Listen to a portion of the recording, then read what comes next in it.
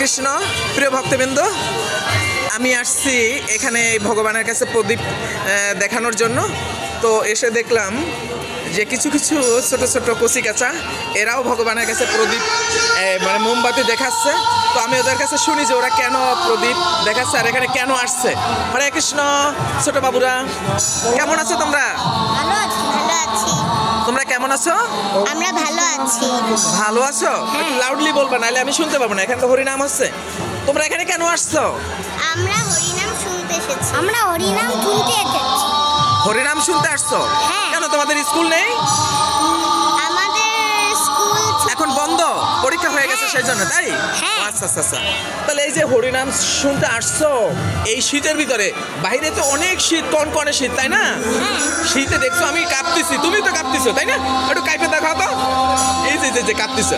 আচ্ছা, তাহলে এই হরিনাম শ্রবণ করলে কি হয় এমন? জীবের মঙ্গল হয়। জীবের মঙ্গল হয়, মানে আমারও মঙ্গল হবে। আমি তো জীব, তাই না? আর তোমারও হবে। হ্যাঁ। শুধু হিন্দুদের মঙ্গল হবে না, সারা বিশ্বের সব জীবজন্তুর? সারা বিশ্বের মঙ্গল হবে। সারা বিশ্বের মঙ্গল হবে। হ্যাঁ। বাহ বাহ বাহ, সুন্দর। তোমাদের মানে কথা, তোমাদের সঙ্গে কথা বলে আমার খুব ভালো লাগলো। তোমরাও ধর্ম সম্পর্কে অনেক জানো, তোমাদের ধন্যবাদ। হরে কৃষ্ণ প্রিয় ভক্তবৃন্দ, সবাই দেখতে পাচ্ছেন এই ছোট ছোট মামনিরা বা বাবু কি বললো হরিনাম সম্পর্কে। সবাই ভালো থাকেন। হরে কৃষ্ণ।